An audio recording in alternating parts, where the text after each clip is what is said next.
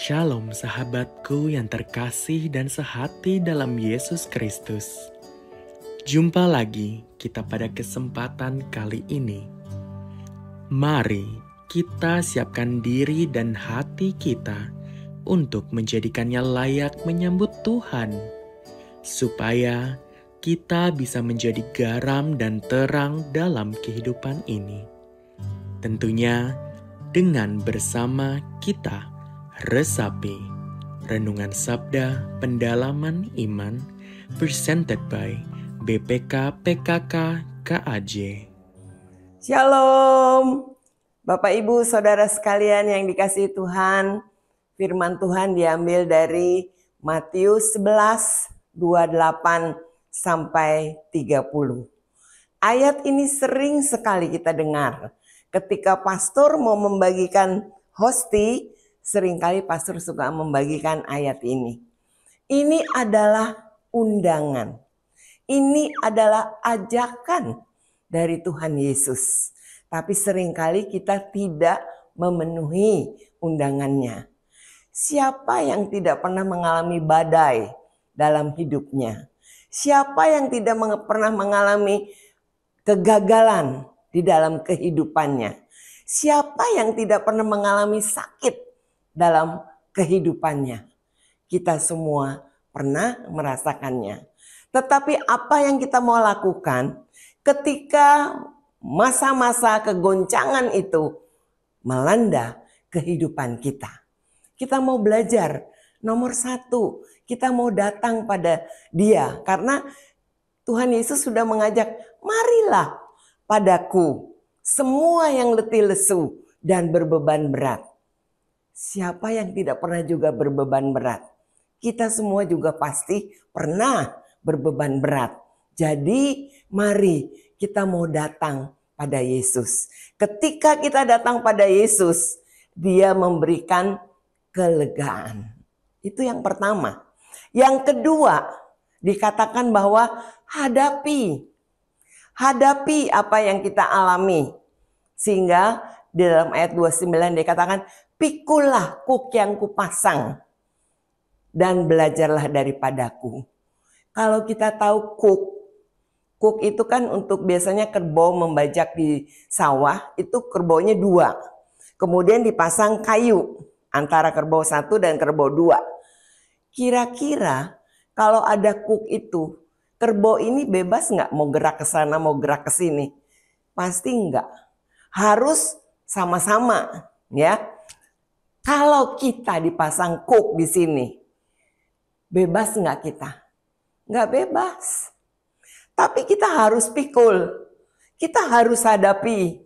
Tuhan Yesus bilang, ketika kita menghadapinya, Tuhan akan memberikan apa? Tadi Dia memberikan kelegaan, lalu Dia akan memberikan juga jalan keluar bagi kita semua.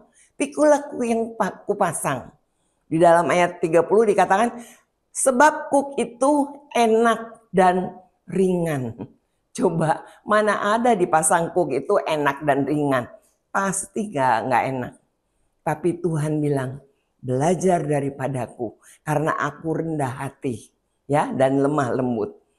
Ketika kita datang pada Yesus, ketika kita mau menghadapinya bersama dengan Yesus, kuk itu menjadi enak dan ringan. Apapun yang terjadi nggak usah takut. Tuhan pasti menyertai. Dan yang ketiga yaitu kita sungguh-sungguh mau belajar dari Tuhan Yesus, ya. Karena Dia yang akan memberikan jalan keluar. Ketika saya mau dioperasi jantung, mau di bypass, itu saya mengalami agak kesulitan tentang keuangan. Dulu Yopi Properti, ada sebidang tanah yang sudah 20-an tahun nggak laku-laku. Dulu dimasukin iklan, dimasukin pasang rewide, pasang apa, nggak laku-laku. Tapi Tuhan tahu segala sesuatu indah pada waktunya. Pengkhotbah 3 ayat 11. Pada suatu hari ketika saya sudah tahu saya harus dioperasi jantung karena ada banyak sekali penyumbatan, ada 9, 2 tersumbat 100%, 7 tersumbat 90 sampai 99%. Itu pun mujizat kalau saya masih hidup. Karena apa? Saya tidak pernah serangan, saya tidak pernah kolaps. Nah, ketika saya sudah tahu saya harus dioperasi, yang jaga tanah tiba-tiba telepon Yopi. Pak, itu tanah masih mau dijual nggak? Oh iya, suruh datang besok. 7:30 pagi, kata Yopi. Maksudnya supaya orang yang mau beli jangan berubah pikiran ya, cepat-cepat gitu supaya jadi. Benar, besoknya dia 7:30 datang, ngobrol hanya sebentar, jadi, harga juga bagus. Ketika mereka sudah pulang, kami mulai bingung. Benar nggak sih? Kok cepet banget gitu ya harganya jadi? Apa benar juga dia pembelinya? Kami telepon notaris. Notaris katakan apa? Bukan dia pembelinya. Kami mulai bingung. Aduh, kalau bukan dia, iblis langsung mengganggu. Bisa nggak jadi? Kan cuman calo, ya kan?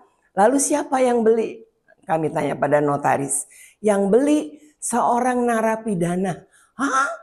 Kami kaget. Narapidana? Narapidana kan di penjara. Apakah dia melihat tanahnya? Notaris bilang dia tidak lihat. Luar biasa ya Tuhan kita. Dulu orang bolak-balik lihat, nggak ada yang beli. Ini Tuhan suruh seorang narapidana yang tidak melihat tanahnya, Tuhan suruh beli. Saya katakan, engkau memang luar biasa. Engkau Allah yang luar biasa dan dahsyat.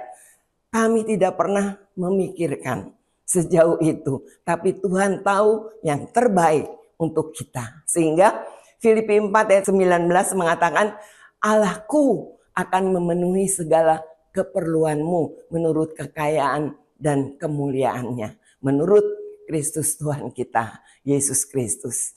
Sejak saat itu, mari kita sama-sama. Saya tidak pernah meragukan kasih Tuhan. Tidak pernah ingkar janji. Karena Tuhan itu Allah yang setia. Mari kita datang pada Dia.